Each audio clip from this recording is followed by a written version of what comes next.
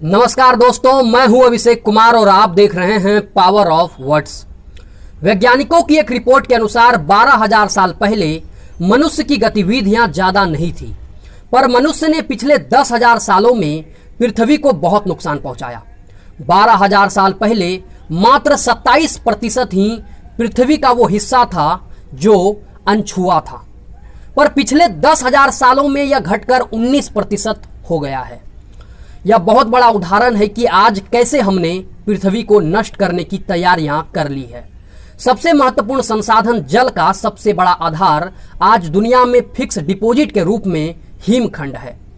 European space agency के अनुसार Antarctica का बहुत बड़ा खंड टूटकर समुद्र में आ चुका है। हमें पता होना चाहिए कि अंटार्कटिका सबसे बड़ा पानी का स्रोत है और दुनिया में 70% पानी की जरूरत हिमखंडों से पूरी होती है। फ्रांस के वैज्ञानिकों के अनुसार दुनिया में 2 लाख ऐसे ग्लेशियर हैं जिनके पिघलने की दर भयानक स्तर में पहुंच चुकी है।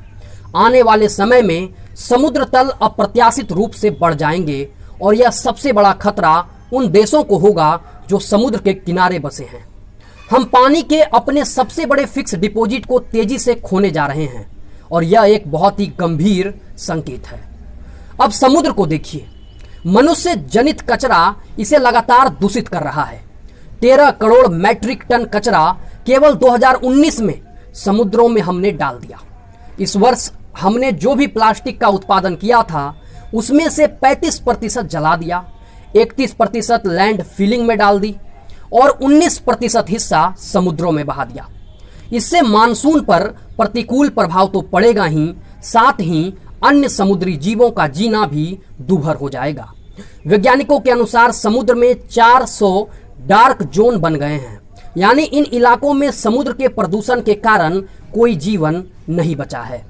ताउते और यास जैसे नए नामों वाले तूफान हम पर रोज किसी न किसी रूप में हमला कर रहे हैं। वे एक बड़ा सवाल है।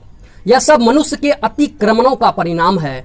हम यह स्वीकारना नहीं चाहते, या फिर हम अपने ठाट बाट में इतने डूबे हैं कि पृथ्वी पर होने वाले ऐसे संकेतों को लगातार नकारने में लगे हैं, या हम मानकर चल रहे हैं कि हमने अपने अंत की शुरुआत कर दी है। दुनिया में हमने एक एक करके अनेक जीवों को खत्म कर दिया है। एक आंकड़े के अनुसार हमने जैव विविधता 25% खो दी है। शायद आने वाले समय में हम अपनी ही प्रजाति को नए संकट में डालने की तैयारी कर चुके हैं। खुद मनुष्य ने अपना ही जीवन संकट में डाल दिया हो तो फिर इसे कौन बचाएगा। तमाम वन्य जीवों के घरों को उजाड़ देना, उनकी भोजन श्रृंखला पर चोट करना अब मनुष्य को भारी पड़ने वाला है। हमें समझना होगा कि हर जीव की इस पृथ्वी की पारिस्थितिकी तंत्र को संतुलित करने में भूमिका है। अंतर्राष्ट्रीय स्तर पर पारिस्थितिकी तंत्र को पुनर्स्थापित व पुनर्जीवित करने के लिए इस बार का पर्यावरण दिवस समर्पित है। लेकिन अंतर्राष्ट्रीय स्तर पर चलाए जा रहे तमाम अभियान शायद एक ही दिन तक सीमित रह पाते हैं। भारत में हमारे शास्त्रों के अनुसार अगर हम पृथ्वी बचाना चाहते हैं तो हमें इसी सूक्ति का संज्ञान में लेना होगा, त्यागो ही सर्वस्यः नानी हन्ते, अर्थात कभी कष्टों से मुक्ति हमें मात्र त्याग करने से ही मिल सकती है। और इस त्याग में जरूरतों को नकारने वाला हिस्सा नहीं है, बल्कि उन विलासिताओं का है जो आने वाले समय में हमें खुद निस्तो नाबूद कर देगी।